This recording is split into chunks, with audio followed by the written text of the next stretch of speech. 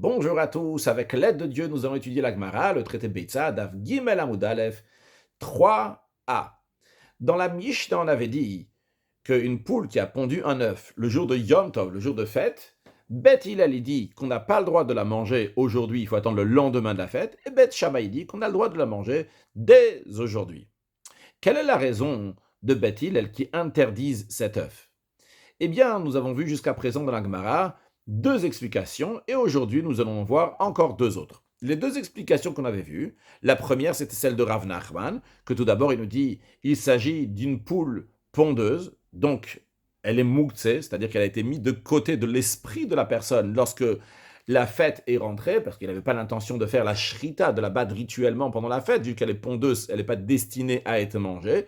Si la poule, elle est Mouktsé, alors l'œuf qui vient de la poule est Mouktsé, et Beth Hillel tient de l'élargissement des lois de Mouktsé, de manière que la poule et l'œuf sont interdits, et Beth Shammai, lui, il ne tient pas de l'élargissement des lois de Mouktsé, et donc la poule et l'œuf, même s'ils ne sont pas destinés à manger, la poule n'est pas destinée à manger, malgré ça, elle est permise, et donc l'œuf aussi est permis. Ça, c'était l'explication de Rav Nachman, et la Gemara avait questionné sur Rav Nachman, mais si ça, c'est l'explication de la Mishnah qu'on parle d'une poule pondeuse et que l'interdiction, c'est à cause de Mouktsé.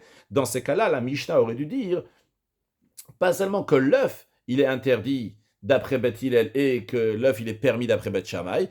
La Mishnah aurait dû dire que et la poule et l'œuf est interdit d'après Beth Hillel et la poule et l'œuf sont permis d'après Beth Shammai. Donc, la Gemara a ramené une deuxième explication, celle de Rabba. Rabba, il dit, pourquoi Beth Hillel, il interdit de manger cet œuf qui a été pondu pendant Yom Tov? Parce que il y a une préparation qui doit être faite pour toute chose qui va être mangée pendant Yom Tov ou toute chose qui va être mangée pendant Shabbat. Il y a besoin de le préparer dans un jour de semaine. Et ici, il s'agit d'une poule qui a pondu un œuf un jour de Yom Tov, qui est le lendemain de Shabbat, donc un jour de Yom Tov qui est dimanche. Donc, quand est-ce que cet œuf-là a été prêt? C'était le jour de Shabbat. Donc, le jour de Shabbat a préparé pour Yom Tov, qui est dimanche. C'est la raison pour laquelle on a interdit tous les jours de Yom Tov une poule qui a pondu un œuf à cause du dimanche qui vient après Shabbat. Si la poule va faire un œuf ce jour-là, cet œuf-là est préparé pendant Shabbat, ce qui est interdit de manger pendant Yom Tov.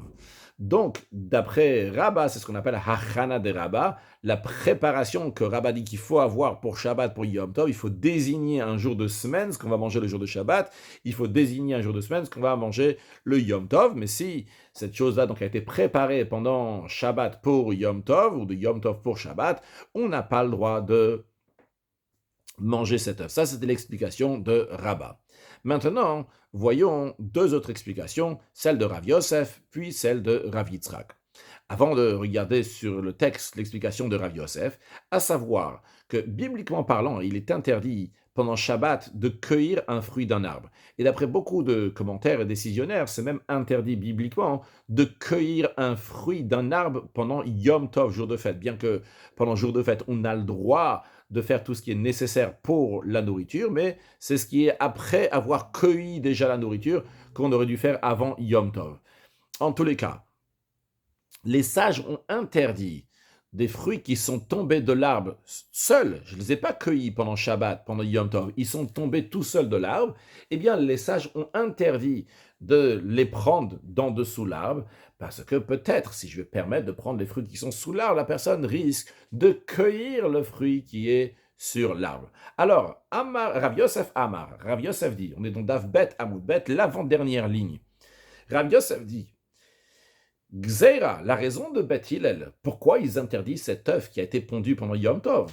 Parce que eux, ils disent que les sages l'ont interdit, Mishum Perot Anoshrin, à cause des fruits qui tombent de l'arbre pendant Yom Tov, qui sont interdits. Eh bien, ils ont dit, l'œuf qui a été pondu pendant Yom Tov ressemble à ce fruit qui est tombé de l'arbre, et lui aussi est interdit. Comme Rashi nous dit, Rav Yosef Amar, c'est le dernier Rashi de la page, en bas à gauche, Tama de Beitza, la raison de l'œuf, tout d'abord, Betarnegolet Omed Lachila, tout d'abord il dit, il s'agit d'une poule qui est destinée à être mangée. D'ailleurs, j'ai oublié de dire, d'après Rabat aussi, on parle d'une poule qui est destinée à être mangée. Donc, ce n'est pas le problème de Mouk, c'est dans les paroles de Rabat. Revenons à Rav Yosef. Rav Yosef, il dit, en effet, on parle bien d'un œuf qui est d'une poule qui est destinée à être mangée. Il n'y a pas le problème de Moukse Ugdeukimna, comme on l'a fait tenir, même d'après l'opinion de Rabba, qu'il s'agit donc d'une poule qui est destinée à être mangée. Ou Betil, elle asre. La raison pourquoi Betil, ils interdisent. Mishum Peirotanoshin, c'est pas pour Moukse, parce qu'en effet, c'est pas Moukse, cette poule-là, elle est permise, on a le droit de la manger pendant Yom Tov. Pourquoi on interdit alors l'œuf qui sort de la poule?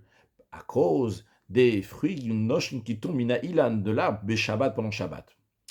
Maintenant, Rashi nous dit que Vekasal Kadata Rashta, et ce qui nous monte à l'esprit maintenant, toujours quand Rashi dit Vekasal Kadata, ça nous monte à l'esprit, ça veut dire, on va voir dans la suite que c'est pas comme ça. Mais ce qu'on a l'impression maintenant, que Rav Yosef est en train de nous dire, que c'est Gzeiraï, c'est-à-dire un décret, que les sages ils ont dit, t'as pas le droit de manger cet œuf qui a été pondu de la poule pendant Yom Tov. Pourquoi? Mishum Perotanoshum de l'onichlenu, à cause des fruits qui tombent de l'arbre qu'on n'a pas le droit de manger. Des hanami, car ça aussi, le perotanoshunailandamia, car ça aussi, donc l'œuf qui a été pondu de la poule ressemble à un fruit qui est tombé de l'arbre. Chez Avzoprianosher, que ça aussi, c'est un fruit qui tombe, c'est-à-dire, que ce soit le fruit qui tombe de l'arbre, que ce soit l'œuf qui tombe, qui sort de la poule, c'est la même idée, c'est la même esprit. Donc, comme on comprend maintenant, c'est que les sages, ils ont fait un décret. Ils ont dit, écoute, le fruit qui est tombé de l'arbre, tu n'as pas le droit de le manger parce que tu risques de prendre le fruit qui est sur l'arbre. Après, les sages, ils ont dit encore un autre décret. Ils ont dit, hey, tu sais, l'œuf qui a été pondu pendant Yom Tov, tu n'as pas le droit de le prendre parce que le fruit qui tombe de l'arbre, on n'a pas le droit. Si tu vas prendre l'œuf qui a été pondu de la poule, tu risques de prendre aussi le fruit qui est tombé de l'arbre. Comme ça, on comprend ce que Rashi nous dit, ce qui nous monte à l'esprit maintenant. D'où la question de Abaye sur Rav Yosef. Amala Abaye, il a dit à Rav Yosef un instant. Mais Perotan Noshin. Réfléchissons, voyons ensemble. Les fruits qui sont tombés de l'arbre pendant Yom Tov. Tamamai, quelle est la raison pour laquelle on n'a pas le droit de les prendre? C'est un Gzeira. De toute façon, Dav Gimel Amud Aleph 3a, c'est un décret chez Mayal et Yitlosh, de peur que quelqu'un va monter sur l'arbre carrément et il va cueillir le fruit qu'il y a sur l'arbre. Et c'est la raison pour laquelle que les sages ont interdit, parce que les sages mettent des barrières pour qu'on ne va pas transgresser ce qui est d'ordre biblique. Rashi en haut à droite, Veyitlosh, et il va cueillir le fruit d'Aveisura de Oraita, que s'il va cueillir le fruit, là, c'est un interdit d'ordre biblique. Quel interdit d'ordre biblique? Des Haïnu Kotzer, c'est l'interdiction de moissonner chez Avmlacha, qui fait partie donc des 39 catégories d'ouvrages interdits pendant Shabbat et Yom Tov. Ça fait partie de ça, il y a moissonner, donc prendre ce fruit de l'arbre. Et les sages, ils ont mis une barrière, ils ont fait une xéra, ils ont dit, hey, faut pas que tu vas monter et cueillir le fruit qu'il y a sur l'arbre, on t'interdit de prendre le fruit qui est tombé seul, qui est sous l'arbre. Donc, Abaye demande à Rav Yosef, hi gufa xéra. Ça même, c'est une interdiction de ne pas prendre le fruit qui est tombé de l'arbre. Et nous, c'est-à-dire que nous, les sages, ils vont venir, ils vont faire un décret sur un décret, c'est-à-dire qu'ils vont faire rajouter encore un décret d'interdire l'œuf qui a été pondu pendant Yom Tov, pour qu'on va maintenir l'autre décret qu'ils ont fait, qu'on va pas cueillir un fruit qui est tombé de l'arbre, c'est une gzeira l'exera, c'est un décret sur un décret. Et on a déjà appris dans le Rashi, dans le cours précédent, vers la fin du cours, Rashi nous disait, il y a écrit... Faites une mishmeret le mishmarti, faites une garde pour ma garde. C'est-à-dire que Hachem, il a dit aux sages, faites une garde, faites des décrets pour qu'on va garder ma Torah. C'est-à-dire que les sages font des ordres rabbiniques pour pas qu'on va transgresser les ordres bibliques. Mais on n'avait appris pas mishmeret le mishmeret, on ne va pas faire un décret pour un autre décret. C'est-à-dire que les sages, quand ils font un décret, ils vont pas faire encore un deuxième décret pour maintenir leur premier décret. Les sages font un décret pour maintenir ce qui est d'ordre biblique, mais une fois qu'ils ont fait un décret, ils ne vont pas faire un deuxième décret pour maintenir le premier décret qu'ils ont fait. A priori ici, comme ça a été présenté d'après Rav Yosef, les sages, ils ont fait un décret. C'est qu'on n'a pas le droit de cueillir, de ramasser les fruits qui sont tombés de l'arbre pendant Shabbat, pendant Yom Tov aussi. On n'a pas le droit de le ramasser. Après, ils ont fait encore un autre décret. Ils ont dit, hey, t'as pas le droit non plus de prendre l'œuf qui sort de la poule parce que ça ressemble au fruit qui est tombé de l'arbre. Alors c'est une xéra sur un xéra d'après ça. Abaye demande à Rav Yosef. Alors Rav Yosef répond à Abaye, non. Kula chada xérahi. Tout ça, c'est un seul décret. C'est-à-dire que lorsque les sages, ils ont décrété qu'on ne va pas prendre un fruit qui est tombé de l'arbre, en même temps, au même moment, ils ont interdit aussi le cas de l'œuf qui a été pondu pendant Yom Tov. Rashi Chadak Zeraï, c'est un seul décret. Loshete zo Xera, Ce n'est pas un décret à part, le fait qu'on ne peut pas manger l'œuf qui a été pondu pendant Yom Tov, qu'ils ont fait un décret de l'oleit et des perot anoshim pour pas qu'on va arriver à transgresser un autre décret des fruits qui sont tombés de l'arbre tout seuls. Non, c'est pas comme ça, c'est pas deux décrets différents. C'est un seul décret. Lorsque les sages ont voté et ils ont décrété tous ensemble, donc ces fruits qui tombent de l'arbre, qui vont être interdits, l'œuf aussi était dans ce décret-là. Bien que dans un œuf, il n'y a pas d'être tolèche, de détacher, de moissonner, de prendre quelque chose qui est rattaché au sol avec cette interdiction d'ordre biblique. Quand même, cependant, quand même, vous êtes parti donc du décret des sages. Pourquoi? Quel rapport? Chez Afi, Prianosher, parce que l'œuf qui est pondu d'une poule, lui aussi, c'est un fruit, entre guillemets, qui tombe, entre guillemets, de la poule, qui sort de la poule. Bien, ça, c'était l'explication de Rav Yosef. Rav Yitzhak Amar, maintenant, l'Akbar dit encore une quatrième explication dans cette raison de Bethil, pourquoi ils interdisent cet œuf qui a été pondu pendant Yom Tov. Gzeira mishum mashkin shezavu. C'est un décret à cause du jus qui a coulé d'un fruit pendant Yom Tov. C'est-à-dire que les sages, ils ont interdit de presser pendant Shabbat. Et d'après certains commentaires, il s'agit aussi donc pendant Yom Tov qu'on n'a pas le droit de presser un fruit. D'ailleurs, quand on parle de presser dans les lois de Shabbat, il s'agit de presser d'ordre biblique les olives et le raisin. Les autres sont d'ordre biblique, on ne va pas rentrer dans ce détail-là maintenant. Et donc, les sages, vu que la Torah, elle a dit que c'est interdit de presser un fruit pendant Shabbat, c'est la raison pour laquelle ils ont dit aussi que s'il y a du jus qui coule du fruit pendant Shabbat, je n'ai pas le droit de manger, j'ai pas le droit de boire ce jus. C'est pas seulement Shabbat, c'est aussi pendant Yom Tov. Alors, juste à noter que même si on va dire, j'entends des discussions de décisionnaires, que même si on va dire que il n'y a pas d'interdiction de presser un fruit pendant Yom Tov, mais il y a quand même la Gzeira de Mashkim Shezav, où elle existe quand même d'après tout le monde, donc d'après ce que Rabbi Yitzhak aussi nous dit ici, qu'il y a Gzeira Mishum Mashkim Shezav. Maintenant, revenons à l'explication de la Gemara elle-même. Parce que les sages, ils ont interdit le jus qui a coulé du fruit pendant Shabbat, pendant Yom Tov. Alors, c'est la même chose aussi pour l'œuf qui a, entre guillemets, coulé de la poule pendant Yom Tov, que lui aussi, il va être interdit. Rashi, Mishum Mashkin Shezav, ou des Kaimalan, qu'on tient, c'est établi, que du jus qui est coulé d'un fruit pendant Shabbat, Asurin Lebo Bayom, sont interdits le jour même, Keditnan, comme c'est enseigné dans le traité Shabbat, Vemiyatsu Me'at Vam Asur, qu'ils sont sortis d'eux-mêmes, c'est-à-dire que les jus sont sortis du fruit d'eux-mêmes, sans qu'on les a pressés, sont interdits.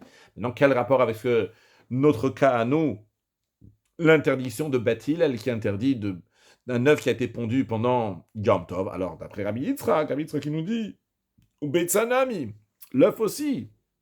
Damialo, où ça ressemble, chez Zava Veyatsatimba comme Shaitabloua, qu'elle a coulé, entre guillemets, elle est sortie de l'endroit dans lequel elle était couverte. Ça se trouvait là-bas et c'est sorti de la même manière que il y avait un fruit dans le fruit, il y avait du jus, et ce jus-là, il est sorti. De la même manière aussi, il y avait une poule. De cette poule-là, il y a l'œuf qui est sorti. Alors, dans le même esprit de la question qu'on a demandé avant sur Rav Yosef, la Gemara va demander, c'est Abaye encore une fois qui redemande, donc la même question sur ce que Rav Yitzhak dit. On rappelle encore une fois que les sages font un décret, mais il ne faut pas un décret sur leur premier décret. Ils ne vont pas faire un deuxième décret pour maintenir le premier. Et ici, on a l'impression qu'il y a eu deux décrets. Le premier décret était qu'on n'a pas le droit de boire les liquides qui sont sortis du fruit pendant Yom Tov. Et un deuxième décret que les sages ils ont dit, pour pas que tu vas en venir à boire le liquide qui est sorti du fruit pendant Yom Tov, on va t'interdire un œuf qui a été pondu pendant Yom Tov. Alors Amarle Abaye, il a dit à Rav Yitzhak, il dit à Rabbi Yitzhak, Mashkin Shezavu. Un instant, réfléchissons. Le jus qui a coulé d'un fruit pendant Yom Tov. Tamama, Maï, quelle est la raison pour il est interdit? Gzeira Shema Yisrot. C'est interdit par décret qu'il va arriver à transgresser l'ordre biblique de presser un fruit pendant Shabbat, pendant Yom Tov, ce qui est interdit. Mais Higufa Gzeira, donc ça même que les sages, ils ont interdit le jus qui a coulé du fruit pendant Shabbat, pendant Yom Tov, c'est une interdiction d'ordre rabbinique. Quoi, nous, on va venir faire encore un décret sur un autre décret, c'est-à-dire on va interdire l'œuf pour pas transgresser le jus qui a coulé tout seul pendant Yom Tov, c'est un décret sur un autre décret. Le premier décret, c'est le jus qui coule du fruit. Le deuxième décret, c'est l'œuf qui sort de la poule. Alors, il a répondu d'abord à Shema Yisrod, de peur qu'il va presser, ou Sritat Perot, le fait de presser des fruits, c'est une tolda de dash. Dash, c'est battre, c'est fouler, donc faire sortir le grain de la balle. Il y a, dans les céréales, donc il y a le grain, il y a la balle, il y a la petite écorce qui est autour, et on fait sortir donc ce qu'il y a à l'intérieur, de ce qu'il y a à l'extérieur. On fait passer donc les vaches ou les animaux qui vont faire qu'il y a la graine qui va sortir de sa balle. Et c'est la même idée ici, quand on presse une tolda, donc c'est pas partie des 39 travaux eux-mêmes, donc c'est pas Avmlacha, mais c'est une tolda des 39 travaux. Quelle des 39? Donc celle de dash, de battre, de fouler. Je me farkan mitor zak shelaen, parce que il les fait sortir de leur peau. Il y a la peau du fruit, il y a la peau du raisin, il fait sortir le jus de ce raisin. Donc ça ressemble à dash, qui me farik vous amikash là, comme quelqu'un qui fait sortir le céréal de la balle du céréal. Donc en tous les cas, la question d'Abaye, c'est a priori c'est une xéra, l'exéra c'est un décret pour un décret. Alors, Rabbi Yitzhak lui répond, non, non, non, Chadak Zeraï, c'est un seul décret. Rashi nous dit qu'il est frichit, comme on a expliqué avant, dans le même esprit pour la question qui avait été sur Rav Yosef, c'est-à-dire que chez Gazrou al Mashkin, chez Zavu, Rabbi Yitzhak dit à Abaye, lorsque les sages ont décrété, ils ont interdit le liquide qui coule, qui sort du fruit, en même temps, ils ont interdit au même moment Av Beitzait Abemash, même l'œuf, il était aussi dans ce décret. L'œuf qui a été pondu, c'est le même esprit, c'est exactement la même chose. Bien. Donc, en tout, nous avons eu 4 explications pourquoi Bethil est interdit. Celle de Rav Nachman qui dit qu'il s'agit d'une poule qui est pondeuse, et donc c'est mouktsé, donc l'œuf aussi est mouktsé. Celle de Rabba qui dit qu'il s'agit d'une poule qui n'est pas mouktsé, qui n'est pas pondeuse, une poule qui est destinée à être mangée. Donc il n'y a pas mouktsé, malgré ça c'est interdit parce que l'œuf il était préparé de Shabbat pour Yom Tov. L'explication de Rav Yosef qui nous dit, parce que c'est dans le décret des fruits qui sont tombés de l'arbre comme cet œuf-là aussi tombe de la poule, c'était aussi dans ce décret-là, c'est interdit. Et l'explication de Rav Yitzhak qui nous dit que lorsque ça, ils ont interdit le jus qui coule du fruit, ils ont interdit aussi l'œuf qui coule, entre guillemets, de la poule. Alors la Gemara dit maintenant, Kulo qui Rav Nachman lo amre. Tous, ils disent pas comme Rav Nachman, c'est-à-dire Rabba, Rav Yosef et Rav Yitzhak, ils disent pas comme Rav Nachman qu'il s'agit d'une poule pondeuse et donc elle est mouktsé et l'œuf aussi il est mouktsé. Pourquoi ils disent pas comme lui Kikushan, comme la question que nous avons eue avant? Rashi qui Rav Nachman, Kulu, c'est-à-dire tous. Rabba donc Mishumachana, Rabba qui a dit que la Mishnah, la raison pourquoi Rabba il interdit cet œuf, c'est parce que cet œuf a été préparé de Shabbat pour Yom Tov. Rav Yosef qui a dit que c'est à cause de l'interdiction des fruits qui tombent d'un arbre. Rabbi Yitzhak et Rabbi Yitzhak qui a dit que c'est à cause du jus qui coule du fruit de Okun ou un Mishum Gzera, donc le point commun de Rabbi Yosef et Rabbi Yitzhak qui dit donc c'est un Gzera, c'est un décret donc d'ordre rabbinique, contrairement à Rabba et Rav Nachman, que c'est d'ordre biblique l'interdiction. Alors, tous, Rabba, Rav Yosef, Rabbi Yitzhak, Rav Nachman lo amre. Ils disent pas comme Rav Nachman, que Rav Nachman a dit que l'interdiction c'est Mishum Muktzeh, c'est à cause donc du Muktzeh que la chose a été mise de côté de l'esprit de la personne. Pourquoi ils disent pas comme Rav Nachman? Rashi nous dit Kikushan, comme la question que nous avons demandé sur Rav Nachman, qui n'était pas Chinan Le'el, comme on avait demandé sur Rav Nachman, et on a rappelé aujourd'hui dans notre introduction que d'après Rav Nachman, on a demandé l'iflugu betarvayu, on devrait expliquer dans les deux, c'est-à-dire la Mishnah devrait dire que Beth Hillel et Beth Shammai ils sont en désaccord, pas juste dans l'œuf, mais ils sont en désaccord dans la poule et l'œuf. Alors, on comprend pourquoi ils n'ont pas dit comme Rav Nachman. On peut comprendre aussi pourquoi que Rabba Namilo Amre, pourquoi Rav Nachman, Rav Yosef et Rav Yitzhak ne disent pas comme Rabba, ça se comprend aussi. Pourquoi? Parce que Hachana Letlo, ils ne tiennent pas de l'explication de Rabba qu'on n'a pas le droit de manger un œuf parce qu'il n'a pas été préparé. Il était préparé pendant deux Shabbat, pendant Yom Tov. Et Rabba, il a son verset, il explique son verset comme il veut, mais pas tout le monde est d'accord avec cette explication-là. Donc, ils ne tiennent pas de Hachana, il n'y a pas cette obligation de préparer du Chol spécialement pour le Shabbat ou pour le Yom Tov. Mais la question, ça, c'est pas une question. Pourquoi pas tout le monde est d'accord avec Rav Nachman, pourquoi pas tout le monde est d'accord avec Rabba? Mais la Gemara demande maintenant, entre Rav Yosef et Rabbi Yitzhak, les deux disent que c'est un Gzera, les deux disent que c'est une interdiction d'ordre rabbinique, contrairement à Rabba et Rav Nachman, qu'ils cherchent une explication biblique. Rav Yosef et Rav Nachman, ils sont restés sur, Rav Yosef et Rav Yitzhak, ils sont restés sur des interdictions seulement rabbiniques. Alors la Gemara, elle demande sur les deux. Elle dit, la Rav Yosef, Maïta, Alama, Rav Yitzhak. Rav Yosef qui dit que l'interdiction de l'œuf qui a été pondu le jour de Yom Tov, et à cause de l'interdiction des fruits qui tombent de là. Pourquoi il ne dit pas comme Rabbi Yitzhak que ça serait à cause du jus qui sort du fruit? Alors, la Gemara dit à Marla, Rav Yosef va te dire, il ne faut pas mélanger, c'est avec ce que Rav Yitzhak dit. Il ne faut pas mélanger avec le jus du fruit. Non, parce que Beitza, l'œuf, Uchla, c'est de la nourriture. Ou Perot, Uchla. Et les fruits, c'est aussi de la nourriture. Les deux, c'est un aliment qui est solide.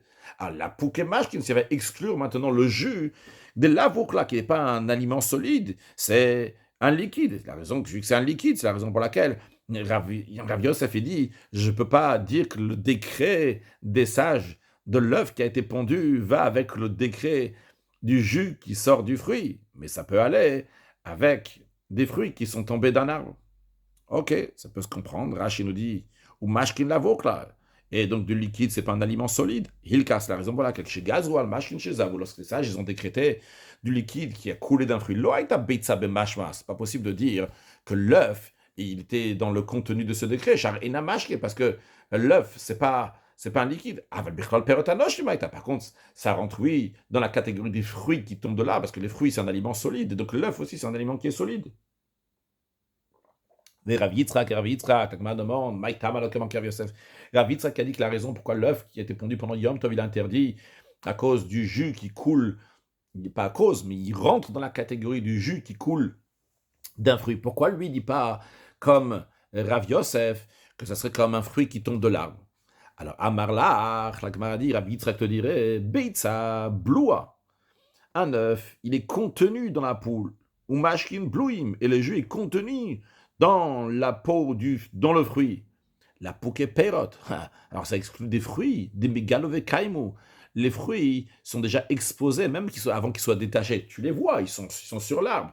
Et ils sont tombés de l'arbre, mais tu les voyais déjà avant. C'est pas comme l'œuf qui était dans la poule. Alors, quand est-ce que les sages ils ont fait le décret de l'œuf qui est dans la poule? C'est lorsqu'ils ont fait le décret du jus qui est dans le fruit, que si ce jus-là va sortir du fruit, il est interdit.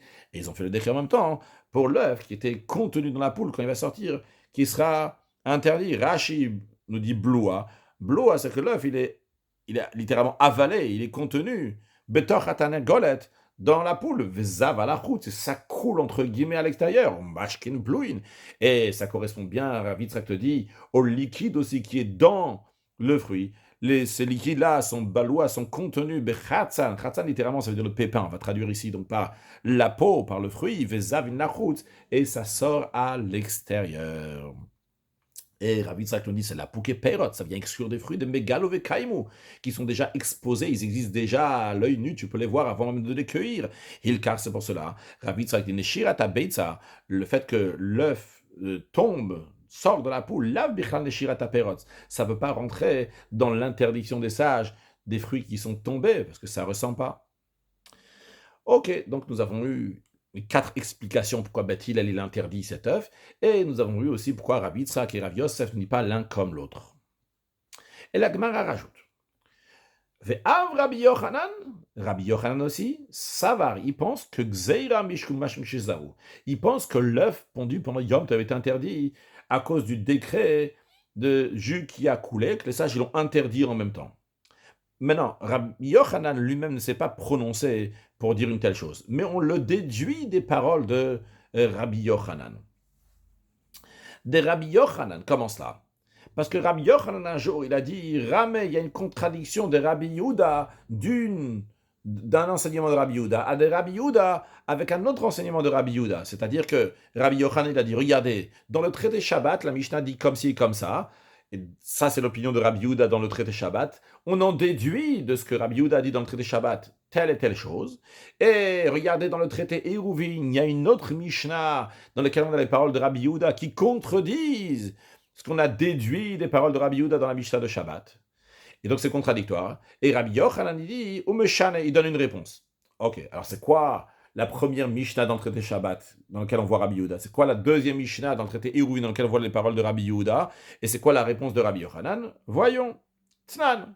On a enseigné dans une Mishnah. C'est une Mishnah donc qui parle de Shabbat, comme nous l'avons dit, donc ça s'applique aussi donc pour Yom Tov. En sochatin et aperot leotsimem mashkin. On n'a pas le droit de presser des fruits pendant Shabbat pour en extraire du jus. Veim yatsume atzman. Et si le jus il a coulé tout seul, eh bien quand même à Surim, c'est interdit. Rashi veim yatsume atzman. S'ils sont sortis seuls, à Surim ils sont interdits. Qu'est-ce que ça veut dire ils sont interdits? Bobayam le jour même. Gzeira shema yisrot. On décrète que peut-être ils vont en arriver à presser. Rabbi Yehuda Omer, Rabbi Yehuda il dit, Im le ochalin, si ces fruits étaient destinés à être mangés, à yotsemem mutar, ce qui en coule est permis, veim le mashkin, mais si ces fruits étaient destinés à être pressés, pour faire du jus, à yotsemem asur, ce qui en coule, c'est interdit. Rashi, im le ochnim emechunasim aperotalal aussi, ces fruits-là, qui a du jus qui a coulé, ils étaient rassemblés, ils se trouvaient dans un endroit, mais pour être mangés, non pas pour en faire du jus. Dans ces cas-là, Rabbi Yehuda dit, ayot semem mutar bobayom. S'il y a du jus qui a coulé de ces fruits-là, qu'on voulait manger, non pas pressé, eh bien le jour de Yom Tov, tu as le droit de prendre ce jus-là qui a coulé de lui-même. Pourquoi? De Kevan, de Nichal Be'ane. Vu que lui, il n'est pas satisfait de ça, il n'est pas intéressé qu'il va y avoir du jus qui va couler, il veut manger ses fruits. Donc, le Nichal Be'ane Mashkin, vu qu'il n'est pas intéressé de ces liquides-là, il n'y a pas de quoi décréter que peut-être il va faire srita, que peut-être il va presser. Donc, si on récapitule, on a une Mishnah dans le traité Shabbat, dans laquelle nous avons deux opinions. La première opinion, on va l'appeler celle de Rabbanan, des sages. La deuxième, donc, c'est celle de Rabbi Yehuda. Celle des Rabbanan, qui dit que du liquide qui sort d'un fruit pendant Shabbat, il est interdit. Quoi qu'il arrive. Il ne fait pas de différence à un fruit que tu as l'intention de manger, à un fruit que tu veux presser. Non, tu n'as pas le droit, c'est interdit. Rabbi Yehuda, lui dit, il faut faire une différence. Est-ce que le fruit est destiné à être mangé ou bien à être pressé? Si le fruit est destiné à être mangé, le jus qui coule tout seul pendant Shabbat, pendant Yom Tov, tu as le droit de le prendre. Et si le fruit est destiné à être pressé, là on t'interdit. Pourquoi? Parce que si tu veux le presser, tu es intéressé du jus qui sort. Alors tu risques de t'exciter et d'aller presser le fruit lui-même. Par contre, si tu veux pas presser ces fruits-là, et il y a du jus qui est sorti, mais toi tu veux manger les fruits, tu risques pas d'aller presser ces fruits, parce que tu n'es pas intéressé de les presser, tu es intéressé que ces fruits-là vont rester en entier en tant que fruits. Ça, c'est les paroles de Rabbi Yehuda. Maintenant, Rabbi Yochanan en fait une déduction des paroles de Rabbi Yehuda. Alma, on voit donc de cette Mishnah que Kol Ochalin, que tous les aliments, les Rabbi Yehuda, d'après Rabbi Yehuda, Uchla de Eflatu, c'est considéré comme un aliment. Quand on dit tous les aliments, c'est tous les aliments qui découlent d'un aliment sont considérés eux-mêmes un aliment. C'est-à-dire qu'on ne va pas regarder ici que c'est du jus, vu que le fruit est destiné à être mangé en tant qu'aliment, en tant que solide. Alors même maintenant qu'il y a quelque chose, il y a un liquide qui est sorti, eh bien on le considère maintenant, on dit, c'est aussi donc un aliment qui est permis. De la même manière que le fruit il est permis, de la même manière aussi, ce jus-là aussi, il est permis. C'est un aliment qui s'est détaché d'un autre aliment. L'aliment numéro 1, il est permis, eh bien, ce qui en sort de l'aliment numéro 1, lui aussi va être permis. Donc, si on va aller un peu plus loin dans le raisonnement de Rabbi Yehuda, si la poule elle-même, c'est une poule donc qui n'est pas pondeuse, c'est une poule qui est destinée à être mangée, donc cette poule-là, tu peux la manger pendant Yom Tov. Si tu peux manger cette poule pendant Yom Tov, donc l'œuf qui sort de la poule pendant Yom Tov, lui aussi, il va être permis d'après Rabbi Yehuda. C'est ça qu'ils font déduire des paroles de Rabbi Yehuda, vu que Rabbi Yehuda, il a dit, t'as un fruit, ce fruit-là, tu veux le manger, eh bien si ce fruit-là, tu veux le manger, il y a un jus qui coule de ce fruit, c'est comme aliment numéro 2 qui est venu d'aliment numéro 1, et vu qu'aliment numéro 1, il est permis, aliment numéro 2, il est permis. Donc de la même manière, si j'ai une poule qui est destinée à être mangée, c'est-à-dire que je peux faire la shrita de cette poule pendant Yom Tov. Si cette poule-là va pondre un œuf, eh bien cet œuf-là, c'est un aliment qui s'est séparé d'un autre aliment. Donc, aliment numéro 1, c'est la poule. Aliment numéro 2, c'est l'œuf. L'œuf qui vient de la poule est permis pendant Yom Tov. Rashi, Alma, donc on voit. Le fait qu'il a dit, si c'est pour manger, eh bien, ce qui en sort, le jus qui sort, c'est permis. Donc j'en déduis que kol le'ochlin, donc toute la nourriture des aliments qui sortent d'aliment numéro un, amaridib davar yotzemehem, qu'à chaque fois donc il va sortir du premier aliment, uchladeifato, donc c'est une nourriture qui se sépare. Ve'ino bichlak zerat mashkin shezavu, donc ça ne rentre pas dans le décret d'un liquide qui a coulé du fruit. Ici, il le considère donc comme l'aliment numéro un.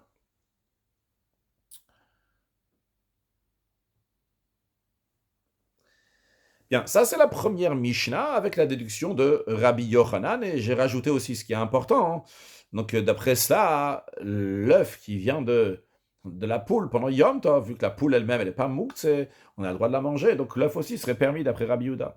Mais Rabbi Yochanan dit Urminu. Il y a une question, une contradiction ici, si on va voir un autre enseignement de Rabbi Yehuda. Avant de ramener l'autre Mishnah, donc du traité Eruvin, là-bas ça parle de Rosh Hashanah. À savoir que Rosh Hashanah, donc il y a 2 jours de fête, et d'ailleurs même en Eretz Israël, il y avait 2 jours de fête. Et quand je dis il y a 2 jours de fête, c'est évidemment que d'ordre biblique, il y a 15 jours de fête, mais souvent, donc même en Eretz Israël, et Yerushalayim même, il faisait 2 jours de fête, ne savant pas à l'entrée de la fête, est-ce que ça allait être Rosh Hashanah ou pas. Juste pour rappeler qu'à l'époque, il n'y avait pas de calendrier, c'était pas principe qu'il n'y avait pas de calendrier. Chaque mois était ce qu'on appelle sanctifié par des témoins qui ont vu la nouvelle lune, ont décidé qu'aujourd'hui c'est tel jour, c'est le nouveau mois.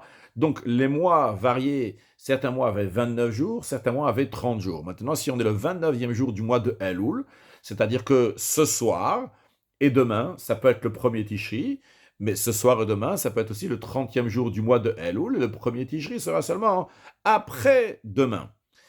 Donc, même ceux qui étaient à Yerushalayim, en Eretz Israël, ils commençaient ce soir Rosh Hashanah. Au cas où demain, il va y avoir des témoins qui vont venir au tribunal et dire on a vu la lune, la nouvelle lune hier soir. Et le tribunal va dire que le mois, il est Mekudash, il est sanctifique. En effet, donc aujourd'hui, en disant ça demain, ils vont dire c'est Rosh Hashanah, donc ça veut dire en autre mot que ça commençait déjà de ce soir. Donc c'est pour ça qu'ils commençaient ce soir. Et des fois, après, si ce n'était pas le cas, ce n'est pas arrivé, les témoins ne sont pas arrivés, ou bien dans un cas où, encore plus, les témoins sont arrivés demain, le 30e jour du mois de El, mais ils sont arrivés après le moment de Mincha, que les sages ont institué, qu'on ne va pas considérer ce jour-là Yom Tov, on va faire le jour de Yom Tov après. En tous les cas, la nouvelle lune était dans ce premier jour. Alors, les Juifs faisaient toujours 2 jours. Même à Yerushalayim, souvent, ils faisaient 2 jours de Yom Tov, de Rosh Hashanah. Bien, maintenant, à propos de ce Rosh Hashanah, il y a une discussion. Est-ce que ce Rosh Hashanah, c'est Yom HaArichta, c'est un long jour, c'est-à-dire que c'est comme un jour prolongé, c'est-à-dire qu'il y a 48 heures, qui est considéré un seul jour, bien que c'est 2 jours différents, ou bien que des Shtek Dushoten, bien que c'est 2 saintetés qui sont différentes l'une de l'autre. Ici, l'opinion de Rabbi Yehuda que nous allons voir, son principe, c'est que Shtek Dushoten, que Rosh Hashanah, c'est 2 Gdushot, 2 saintetés différentes. Donc, il y a plusieurs conséquences. Rashi en ramène une, puis on va voir encore 2 autres dans la Gemara qui est ramenée ici. Vu que la question de la Gemara commence Ve'od Amar Rabbi Yehuda, et encore il a dit Rabbi Yehuda. Alors Rashi nous dit c'est quoi le Ve'od encore? Nous allons voir 2 choses clairement dans la Gemara, mais il y a quelque chose d'autre qui nous a pas été dit dans la Gemara que Rashi nous le ramène. Ve'od Amar Rabbi Yehuda. Rabbi Yehuda encore a dit. Alors qu'est-ce qu'il y a écrit avant ça qu'on dit encore il a dit? Rashi nous dit le Elmine avant cela. Tznan le Masachet Eruvin.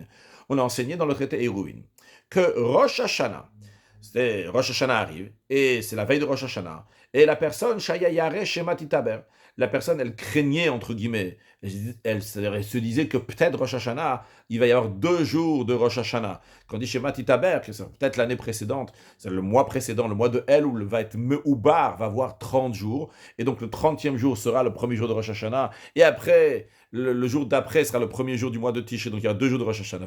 Yamim Tovim, et il y aura 2 jours de Yom Tov. Alors, dans un tel cas, mais Arev Adam Shnei Eruvim, un homme peut faire 2 Eruv.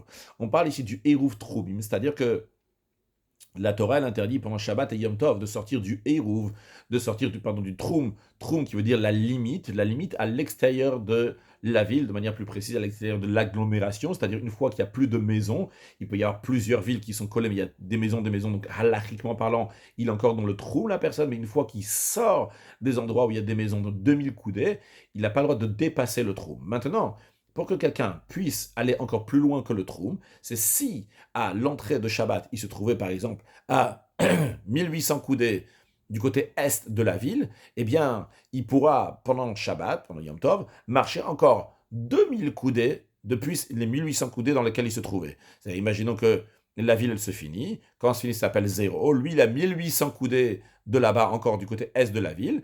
Eh bien, s'il est là-bas à l'entrée de Shabbat, il peut marcher encore 2000 coudées plus loin. La même chose aussi s'il a fait ça donc, du côté ouest ou ailleurs, nord ou sud. Maintenant, pour faciliter la personne, on lui dit qu'il n'est pas obligé d'être lui-même là-bas sur place, mais à l'entrée de Shabbat, mais il peut laisser de la nourriture. Bon, il y a plusieurs critères, ça doit pouvoir être gardé, etc. Mais il peut laisser de la nourriture, et cette nourriture-là qui est à 1800 amot de la ville, va l'aider, c'est-à-dire que même s'il va se trouver ici en plein milieu, centre de la ville, mais vu que sa nourriture là-bas, elle est à 1800 coudées du côté est de la ville, eh bien, lorsque ça va arriver Shabbat, eh bien, lui, il pourra aller à 3800 coudées du côté est de la ville, et donc pas seulement 1800 coudées. Maintenant, lorsque nous avons 2 jours de Yom Tov, alors, d'après Rabbi Yehuda, que ces 2 gdouchot différentes, ces 2 jours de sainteté différentes, cette personne, elle peut dire, je mets de la nourriture à 1800 côté, 1800 amot du côté est de la ville, et je mets de la nourriture à 1800 coudées du côté ouest de la ville. 1800 coudées du côté est, c'est pour le premier jour de Yom Tov, et 1800 coudées du côté ouest, c'est pour le deuxième jour de Yom Tov. Ça, c'est uniquement, si on va comme Rabbi Yehuda nous le dit, que c'est 2 gdouchot, c'est 2 saintetés différentes. Donc, il peut dire, le premier jour, je me trouve là-bas, le deuxième jour, je me trouve là-bas. Si le premier jour, c'était Yom Tov, eh bien, j'ai le droit d'aller du côté est, 3800 coudées. Si le deuxième jour, c'est Yom Tov, j'ai le droit d'aller 3800 coudées du côté ouest, de l'autre côté de la ville. Ça, si on dit c'est 2 gdouchot. Par contre, si on dit c'est une seule sainteté, alors si cette personne-là, elle s'est bloquée sur les 3800 coudées du côté est, elle ne pourra pas aller le deuxième jour du côté ouest, vu que quand c'est rentré Yom Tov, il était du côté est, même si ce n'était pas lui physiquement, c'était sa nourriture. Donc pendant tout Yom Tov, pendant 48 heures, il pourra aller uniquement du côté est. Justement, Rabbi Yehuda ne dit pas comme ça. Il dit que Me'arev Adam Shnei Hiruvim, quelqu'un il peut faire 2 Hiruv pendant Yom Tov. Des Kassavaka, Rabbi Yehuda tient Shtek Gdushot En. Il y a ces 2 saintetés, Echad Chol ve Echad Yom Tov. Il y a un jour qui est profane et un jour qui est Yom Tov. Juste Velo Yadin, Heichol ve Yom Tov. On ne sait pas c'est lequel qui est profane et c'est lequel qui est Yom Tov. C'est pour ça qu'on continue de faire les 2 jours, mais c'est 2 jours qui sont différents. L'un de l'autre, et pas seulement qui sont différents, mais un il est Chol et un il est Yom Tov. Un il est profane, un jour ordinaire, et un autre jour il est Yom Tov. Donc c'est 2 jours qui sont vraiment séparés l'un de l'autre. Et basé sur cela, Rabbi Yehuda nous dit encore deux autres enseignements qu'on voit ici sur le texte de notre Gemara. Matne Adam à la kalkala sheperot beyom tov rishon.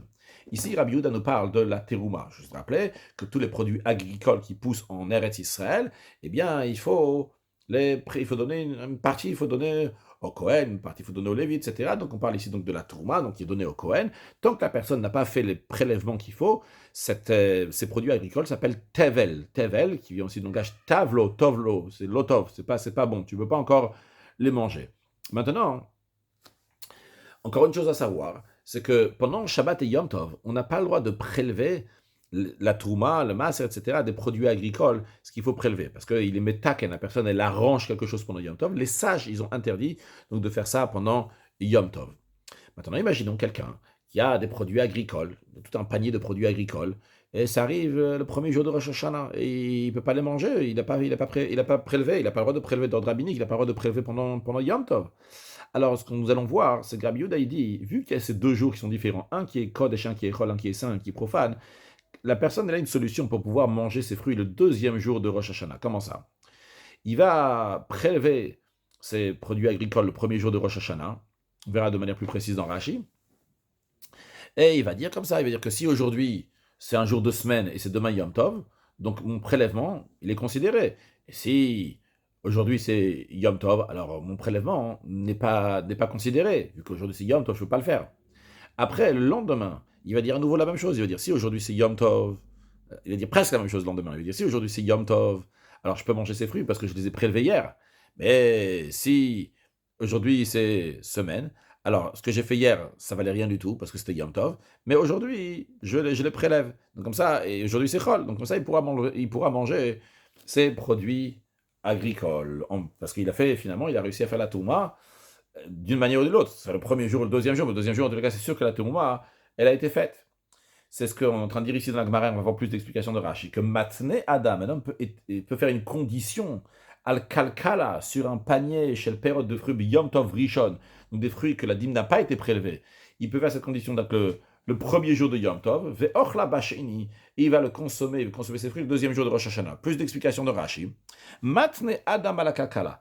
Un homme donc peut faire une condition sur un panier. Les hamilta, c'est-à-dire pour cette chose namir, le Bach il rajoute ici le mot namir, c'est aussi en plus de ce que Rabbi Yehuda il a dit avant dans la Mishnah, qui n'a pas été écrit dans la Gemara, ce qu'il a dit avant, le Hérouf qu'il a parlé, que Rashi nous a amené avant. En plus de ça, pour ça aussi, il y avait Shtek Dushot, c'est considéré de sainteté. Alors comment ça? S'il avait un panier de fruits que les dîmes n'ont pas été prélevés, il a oublié, il n'a pas prélevé la veille de Yom Tov. Et le problème, il est qu'il ne peut pas faire ça pendant Yom Tov, parce qu'au Tnan, on enseigne dans une Mishnah que En Magbim Tumotu Masel be Yom Tov, qu'on n'a pas le droit de prélever la Touma le Maser le jour du Yom Tov. Alors qu'est-ce qu'il peut faire? Quelle est sa solution? Eh bien, Rabbi Yehuda dit, mais Aser be Yom Tov, il va faire le Maser le jour de Yom Tov. Quand il parle de Yom Tov ici, il parle de Rosh Hashanah. Bitnai, en faisant une condition. Ve'omer, il va dire comme ça. Donc on est le premier jour de Rosh Hashanah, il dit, si aujourd'hui c'est un jour profane, et c'est demain qui est Kodesh, c'est demain que c'est le vrai jour de Rosh Hashanah, dans ces cas-là, que cela, donc il va bien désigner certains fruits, il va dire ces fruits-là, ils vont être Trouma et Maaser, donc Trouma c'est ce qui est donné au Kohen, le Maaser c'est ce qui est donné au Lévi, aussi qui peut des fois donner aux pauvres, le Maaser Sheni, donc tout ça, Masot al-Elu, sur cela, sur les autres, c'est-à-dire ces fruits-là, il dit voilà, ceux-là qui sont là, ils vont être tout Maaser pour tous les autres. Maintenant, Ibayam Kodesh, et si aujourd'hui c'est Rosh Hashanah, alors désolé, Mbidvar et Kloum, j'ai rien dit. Puis, Venotenbem Siman. Et il fait un signe. Quand il dit un signe, par exemple, il dit tous ceux qui sont les 10 fruits qui sont du côté droit, les 10 fruits qui sont au nord. Ou il se fait un signe pour savoir c'est lesquels qu'il a mis de côté pour la Touma Maaser. Ou le Macharat, le lendemain, deuxième jour de Rosh Hashanah, Choser. Il revient. Veomer, il dit la même chose. Il dit Imayom Chol, si aujourd'hui, le deuxième jour de Rosh Hashanah, c'est aujourd'hui qui est profane, Ve'et Mal Kodesh, hier c'était le jour qui était Kadosh, Iyuelu Touma Lashar, eh bien, ces fruits-là vont être Touma sur le reste. Ve'imayom Kodesh, si aujourd'hui c'est Kodesh, Ve'et Mal Chol, et c'est hier qui était profane, Arena c'est Touma Metro, déjà hier, j'ai déjà fait la Touma. Oh, donc on me manaf chartil que nous. Et d'une manière ou d'une autre, ça y est, ces fruits-là ont été arrangés, ils sont aptes à être mangés. Et encore un dernier enseignement de Rabbi Yehuda, ça, cet enseignement-là, donc il est important pour la contradiction dans les paroles, que Rabbi Yochanan trouve une contradiction, et de même, Beitza Shenolda Barishon, un œuf qui a été pondu le premier jour de Rosh Hashanah, Te Achel Basheni peut être mangé le second jour de Rosh Hashanah. Rashi, j'aurais dû faire le Rashi d'avant, Ve'ochla Basheni, il a le droit de manger le deuxième jour de Rosh Hashanah, Valo Barishon, il n'a pas le droit de manger le premier jour de Rosh Hashanah, ces fruits qu'il a prélevé la dîme, des Shema Kodeshu, parce que peut-être c'est le premier jour de Rosh Hashanah, il est Kodesh, donc ces paroles n'ont qu'une valeur, vu qu'on ne peut pas faire le Maaser le jour qui est Kadosh de Rosh Hashanah. Après, toujours dans Rashi, le dernier enseignement de Rabbi Yehuda qui nous intéresse ici, c'est de même pour un œuf. Avushtek Dushot, c'est de sainteté.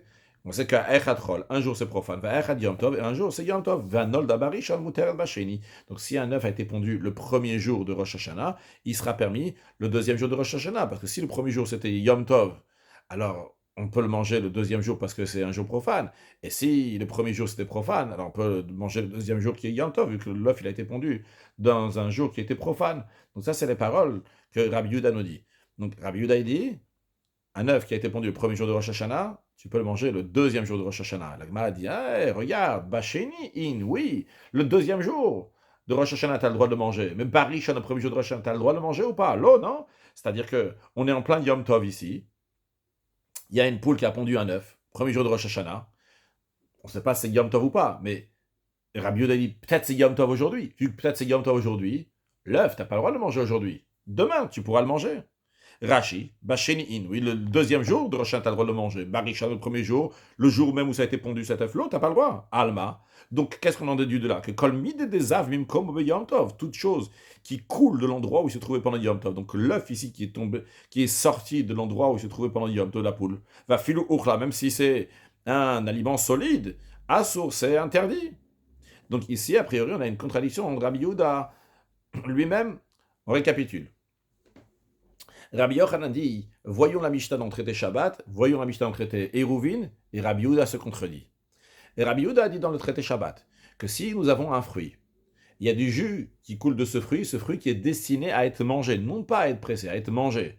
Eh bien, le jus qui en sort est considéré comme le fruit, de la même manière que tu peux manger le fruit, de la même manière aussi tu peux manger ce qui sort du fruit, donc ce liquide qui est sorti du fruit, tu as le droit de le boire pendant Yom Tov. Donc, qu'est-ce qu'on en déduit de paroles de Rabbi Yehuda? Que si on a une poule, donc de la nourriture, une poule qui est destinée à être mangée, et il y a un œuf qui en sort pendant Yom Tov, tu as le droit de le manger, ce qu'on déduit des paroles de Rabbi Yehuda dans le traité Shabbat. Dans le traité Eruvin, il nous dit qu'un œuf qui a été pondu le premier jour de Rosh Hashanah, donc pendant Yom Tov, tu n'as pas le droit de le manger le premier jour de Rosh Hashanah, tu as le droit de manger le deuxième, quelle que soit la raison, parce que sûrement c'est le jour profane, ou bien le premier jour c'était profane, le deuxième c'est Kadosh. Mais concrètement, en autre mot, Rabbi Yehuda nous dit que si une poule a pondu un œuf pendant Yom Tov, tu n'as pas le droit de manger l'œuf le jour de Yom Tov. Donc, t'en déduis de là que quelque chose qui est sorti d'une poule qui était destinée à être mangée pendant Yom Tov, t'as pas le droit de manger cet œuf, c'est contradictoire. Dans Shabbat, on déduit des paroles de Rabbi Yehuda qu'on a le droit de manger un œuf qui sort de la poule. Dans le traité Eruvin, on voit clairement qu'un œuf qui est sorti de la poule pendant Yom Tov, t'as pas le droit de manger. Donc Rabbi Yochanan dit, c'est une contradiction. On me chane Rabbi Yochanan. Et pour répondre à cette contradiction, Rabbi Yochanan dit que Mouchlef et Ashita. Il faut inverser l'opinion dans le traité Shabbat. Tout à l'heure, on a dit qu'on a l'opinion de Rabbanan et l'opinion de Rabbi Yehuda. Rabbanan, eux, ils disent, quoi qu'il arrive, tout jus qui sort d'un fruit, le jus est interdit. Ça ne change pas si ce fruit est destiné à être mangé, si ce fruit est destiné à être pressé, le jus qui sort du fruit est interdit. Et l'opinion de Rabbi Yehuda était qu'il faut faire une différence. Est-ce que c'est un fruit qui est destiné à être mangé ou un fruit qui est destiné à être pressé? S'il est destiné à être pressé, là, le jus qui est sorti seul, il est interdit. Mais si c'est un fruit qui est destiné à être mangé, le jus qui est sorti, il est permis. Alors Rabbi Yochanan dit, là-bas dans le traité Shabbat, Mouchlef et Ashita, il faut inverser les opinions. Il faut dire que la première opinion qu'on a vue, celle qu'on appelait celle de Rabbanan, c'est celle de Rabbi Yehuda. Et celle qu'on a dit celle de Rabbi Yehuda, celle de Rabbanan.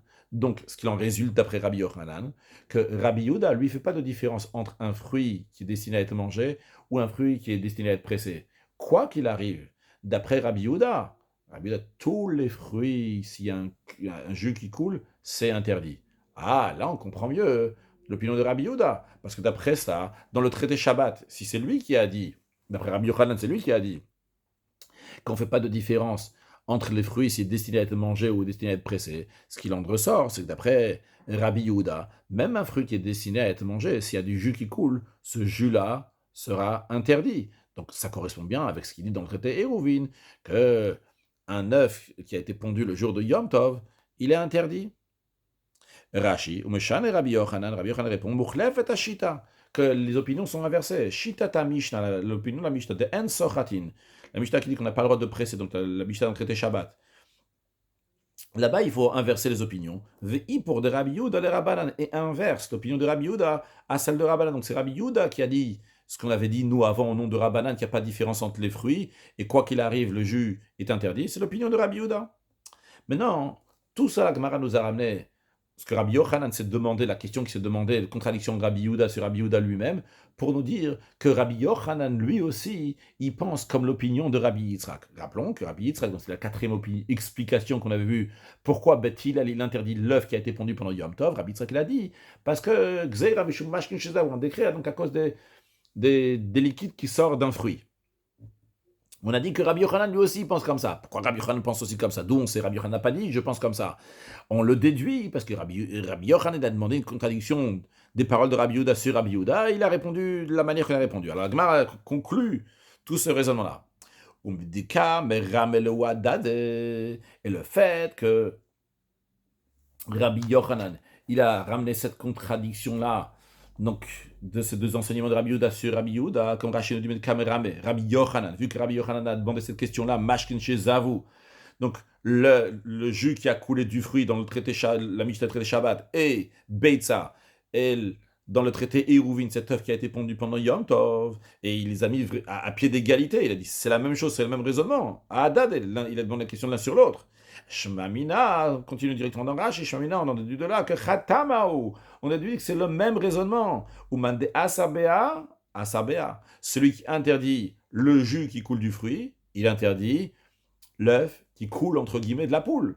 Ou des Sharebea, celui qui permet le jus qui coule du fruit, Sharebea, il va permettre aussi l'œuf qui coule de la poule. Donc Rabbi Yochanan, lui aussi, il pense, comme Rabbi Yitzhak, vu qu'il avait une question, c'est-à-dire qu'il a pris avec évidence que si tu permets le jus qui coule du fruit, tu permets l'œuf qui coule, entre guillemets, de la poule, qui sort de la poule, à tel point qu'il a donné une contradiction dans les paroles de Rabbi Yehuda. Donc ça veut dire que dans la tête de Rabbi Yochanan, c'est évident que les deux sont comparables à 100%.